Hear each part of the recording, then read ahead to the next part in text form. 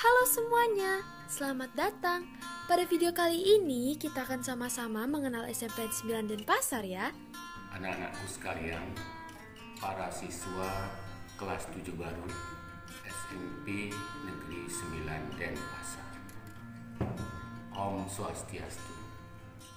Assalamualaikum warahmatullahi wabarakatuh. Salam sejahtera untuk kita. Namo Buddhaya, salam. Semogalah anak-anak semua dalam keadaan sehat, baik bersama keluarga, sehingga dapat mengikuti rangkaian acara MPLS siswa kelas 7 SMP Negeri 9 Denpasar tahun ajaran 2020-2021.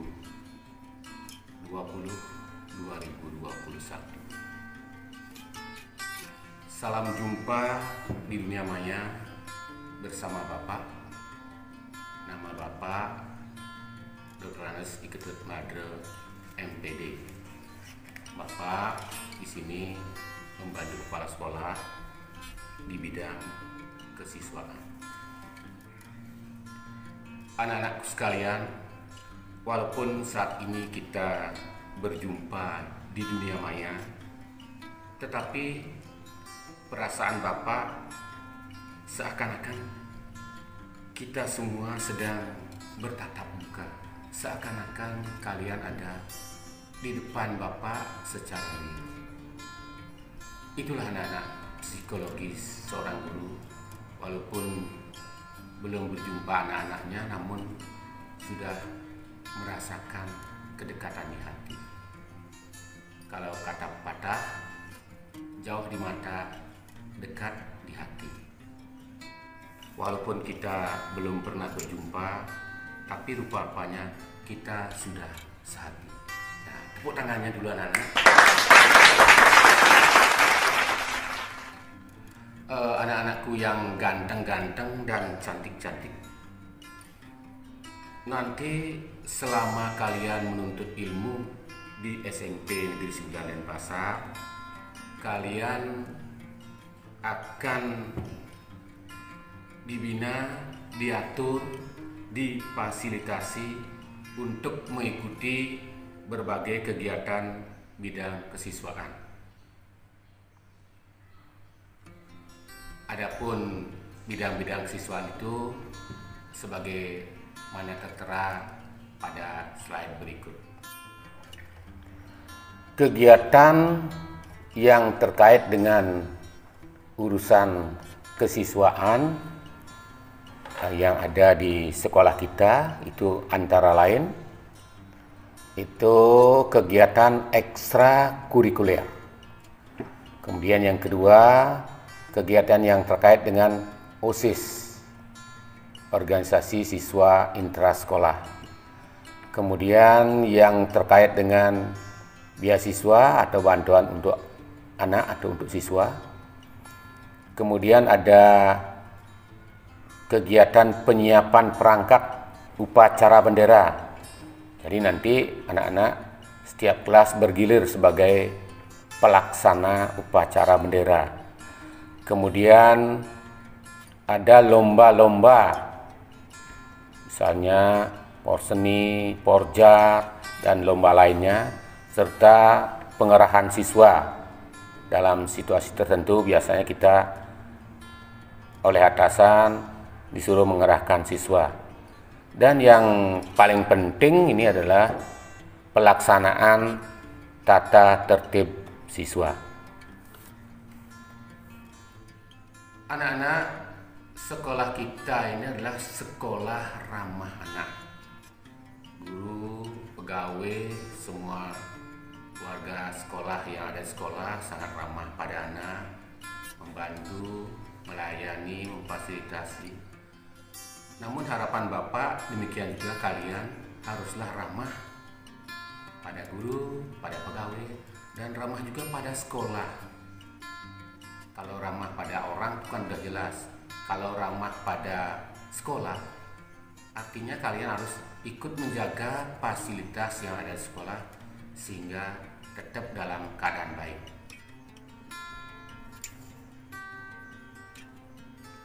Sekolah ramah anak kita ini berbasis slogan Bali Berbinar. Kayak bisa lihat biar jelas, ini Bali Berbinar. Apa Bali Berbinar itu? B, bersih. Tuh, lingkungan sekolah kita harus bersih. Pertama, kalian begitu datang ke sekolah bersih, nanti ada wastafel, bersih di wastafel, pakai hand sanitizer. Kemudian ruang kelas juga bersih, budaya bersih sehari-hari, ya, budaya bersih lingkungan di kelas dan sekitarnya itu bersih. Kemudian aman, menciptakan kondisi yang kondusif bagi diri sendiri maupun bagi seluruh warga sekolah, sehingga sekolah kita ini tidak ada gangguan dan anak-anak bisa masuk belajar secara baik. Kemudian L, lestari. Apa-apa yang ada di sekolah ini, budaya-budaya yang baik di sekolah ini, kalian harus ikut melestarikan. Bukan hanya tanaman yang kita lestarikan, tapi budaya yang ada kita juga harus lestarikan. Kemudian yang I-nya itu indah. Indah. Bagaimana menata lingkungan. Nanti kalian punya bagian kebun masing-masing, ditata sehingga indah, enak dipandang, nyaman untuk kita. Sedangkan berbinarnya itu artinya bebas rokok. Tidak ada anak-anak yang bawa rokok apalagi merokok ke sekolah. Kemudian bebas dari bullying. Tidak ada anak-anak yang bermain dengan temannya atau dengan yang lainnya bersifat bullying yang mengancam kesehatan fisik maupun mental teman-temannya, itu bullying. Kemudian bebas narkoba. Zaman sekarang ini pergaulannya sudah banyak anak-anak muda yang kena narkoba. Harapan Bapak kalian nanti jangan sampai kena, maka kita slogankan di sini bebas narkoba. Kita lanjut tentang pilihan ekstrakurikuler yang ada di SMP 9. Ini nanti sesuai dengan minat dan bakat kalian. Tetapi ingat, ada satu ekstrakurikuler wajib, itu pramuka. Wajib diikuti oleh semua siswa. Itu untuk membangun karakter, ya, karakter yang positif, karena pramuka sudah terbukti bisa membangun karakter para pesertanya, sehingga siswa semuanya sekarang diwajibkan ikut ekstrakurikuler pramuka. Kemudian ada ekstrakurikuler pilihan. Nah, di sini di SMP 9 banyak sekali ada ekstrakurikuler, ini sampai 27 ada ekstrakurikuler pilihan. Silahkan nanti kalian pilih sesuai dengan bakat dan minat.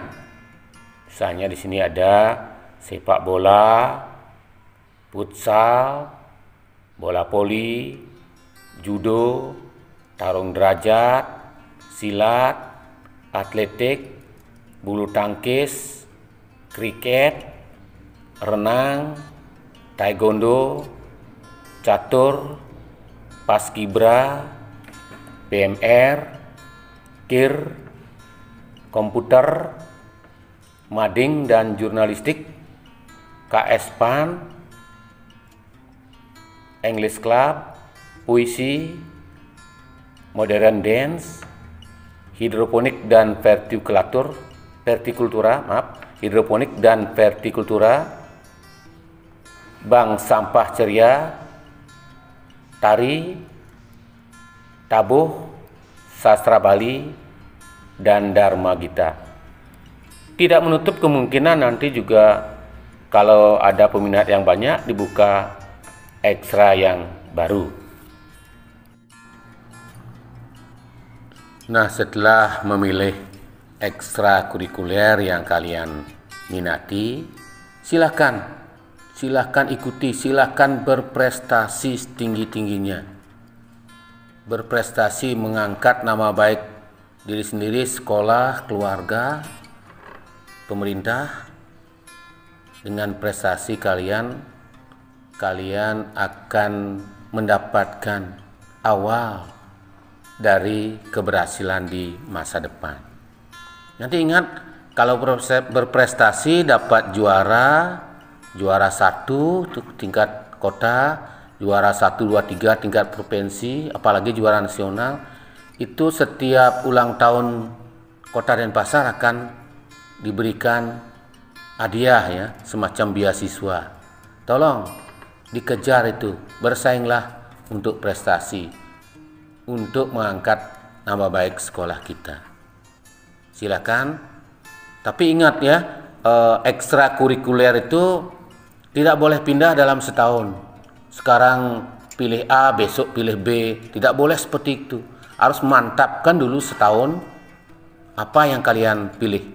Kalau memang setelah setahun kurang berkembang rasanya, barulah boleh memilih yang lain.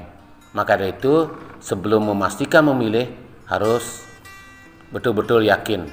Dan kalian dapat memilih ekstra lebih dari 1 sepanjang tidak mengganggu proses intrakurikuler yang lain.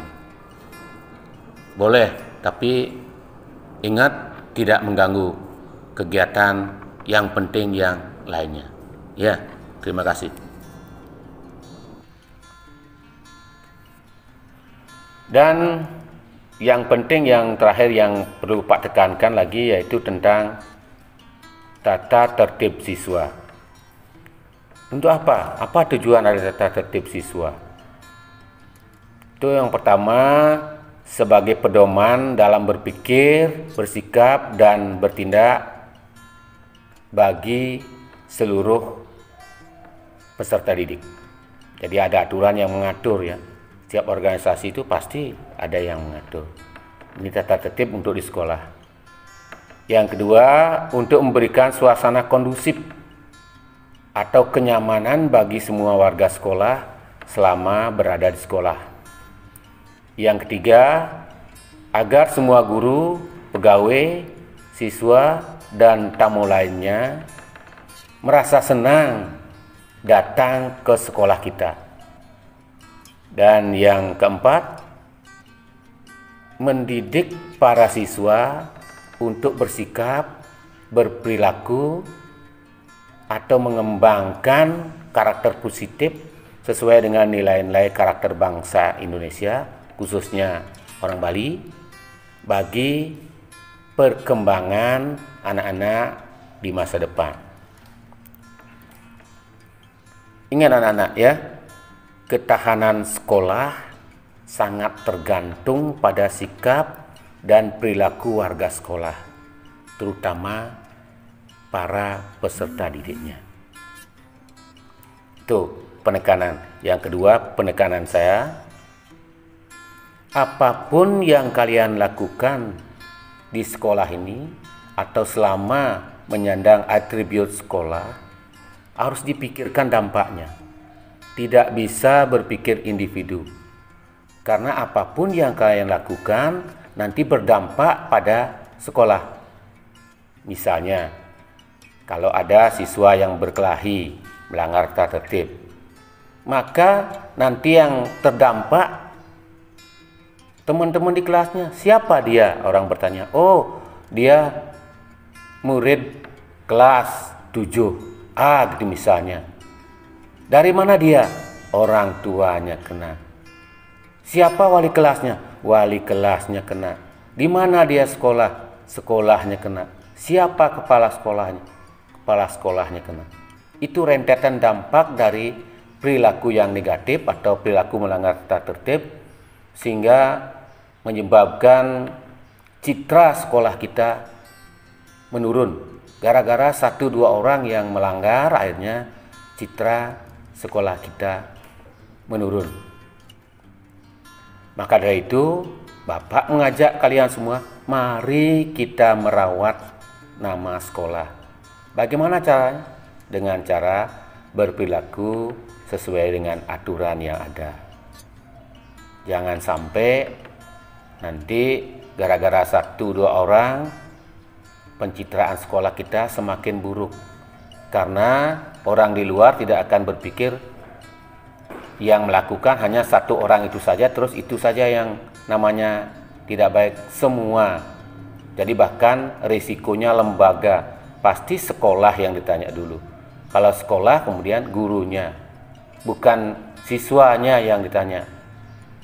Ya, saya ingatkan, itu kita harus selalu merawat nama sekolah dengan berperilaku sesuai dengan aturan yang ada. Terima kasih anak-anak.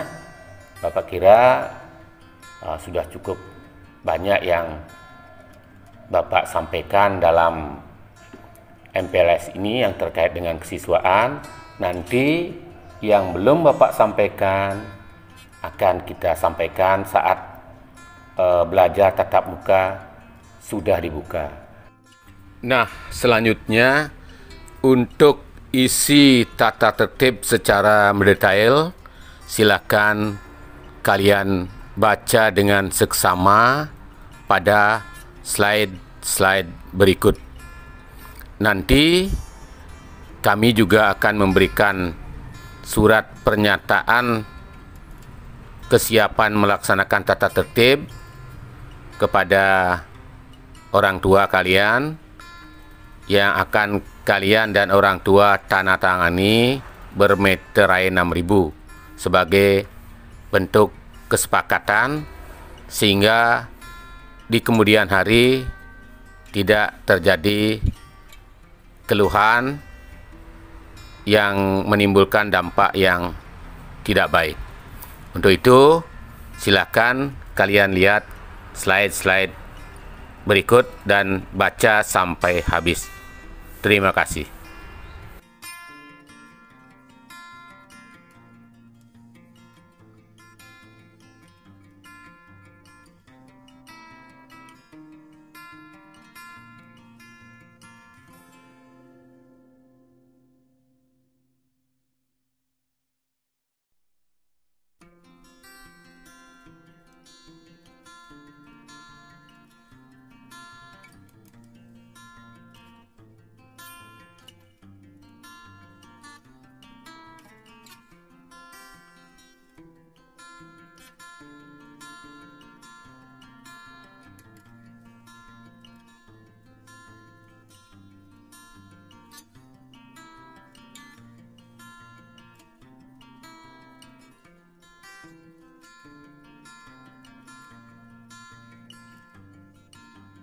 Ya, demikianlah anak-anak arahan Bapak pada sesi ini terkait dengan urusan kesiswaan. Terima kasih atas perhatiannya. Dengan penekanan, marilah anak-anak kita merawat nama sekolah. Bagaimana cara merawat nama sekolah? Dengan cara mentaati peraturan tata tertib yang berlaku, sehingga tidak ada gejolak atau kasus-kasus yang menimpa di antara kita yang dapat mencemarkan nama baik sekolah. Sekali lagi saya merawat. Kenapa demikian? Karena setiap perilaku dari seseorang yang masuk dalam satu organisasi, apalagi organisasi kita yaitu SMP Negeri 9, itu SMP negeri yang ada di daerah Sanur, apapun yang kalian lakukan akan berpengaruh terhadap lingkungan. Misalnya ya, kalau kalian berkelahi, siapa nanti yang kena? Semua kena. Bukan hanya kalian berkelahi, nanti yang kena sekolah. Di mana sekolah? Itu sudah citra sekolah kita. Kemudian siapa kepala sekolahnya? Siapa gurunya? Semua kena. Apapun perilaku negatif yang kalian lakukan nanti akan mengena berimbas pada yang lain. Bahkan nanti lembaga yang paling besar imbasnya. Kalau kalian mencintai sekolah ini, SMP Negeri 9 Denpasar, mari kita taati tata tertib sekolah kita dengan baik, dengan ikhlas. Terakhir ya, saya ingatkan pada kalian, jaga kesehatan baik-baik. Walaupun ini belajar di rumah, ingat jangan ke sekolah, jangan terlalu sering keluar rumah kalau tidak penting. Ingat pakai masker, cuci tangan dengan air mengalir dan deterjen, cuci tangan dengan hand sanitizer. Kemudian jangan kumpul-kumpul banyak-banyak. Itu tolong perhatikan protokol kesehatan yang sudah disampaikan oleh pemerintah. Kita selaku warga harus taat untuk mengikuti demi kesehatan, demi cepatnya pandemi COVID-19 ini hilang ya. Biar cepat, biar kita bisa segera masuk ke sekolah tatap muka. Bapak kita, kalian, Bapak kita semua rindu untuk tatap muka. Demikianlah anak-anak. Semoga semua dalam keadaan sehat walafiat bersama keluarga. Dan akhirnya Bapak tutup dengan Parama Santi. Om Santi Santi Santi. Om.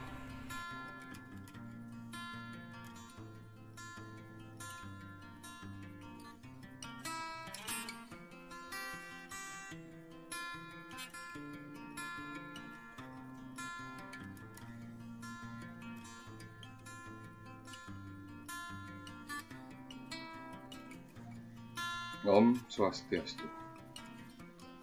Virus Corona kini menjadi pandemi yang sangat serius di berbagai negara, termasuk juga di Indonesia. Kegiatan yang mengundang keramaian, interaksi sosial secara langsung tidak dianjurkan oleh pemerintah. Begitu juga proses belajar dan mengajar di sekolah. Fenomena ini menjadi tantangan baru bagi guru, siswa, dan juga orang tua siswa. Bagi guru, dituntut untuk bagaimana menerapkan strategi pembelajaran dengan mengoptimalkan aplikasi belajar online. Sedangkan bagi siswa, dituntut bagaimana agar bisa beradaptasi dengan pembelajaran sistem online yang benar-benar baru bagi mereka. Sedangkan bagi orang tua siswa, dituntut untuk bisa menyiapkan sarana dan prasarana pembelajaran online serta menciptakan iklim di rumah yang mendukung belajar anak. Di sini Bapak akan menjelaskan bagaimana dan apa itu perihal tata tertib sekolah serta etika saat pembelajaran online berlangsung. Untuk tata tertib dan etika yang lebih lengkap, bisa di-download atau Bapak share di masing-masing kelas online ketika pembelajaran tahun ini sudah terlaksana. Mengenai sistem pembelajaran online, karena keterbatasan pembelajaran dilaksanakan jarak jauh, maka etika pun perlu kita pahami. Bagaimana menulis, proses pembelajaran, menghubungi Bapak Ibu gurumu, dan lain-lain. Mungkin di sini Bapak akan memberikan contoh etika yang harus kalian laksanakan ketika pembelajaran online berlangsung. 1. Menjawab sapaan guru saat online. 2. Tidak bercanda di grup kelas. Masing-masing siswa akan memiliki sebuah grup kelas, jadi di sana pembelajaran akan dilaksanakan.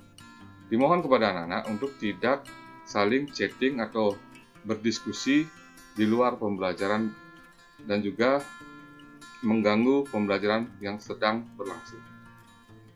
Apabila anak-anak ingin menyapa atau bercengkrama dengan teman-teman lainnya, silakan membuat grup di luar grup kelas online tersebut.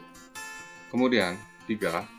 Jika ada yang ingin ditanyakan atau ada kendala saat pembelajaran, silakan hubungi guru kalian masing-masing secara personal. Tentunya tidak mengurangi sopan dan santun kalian.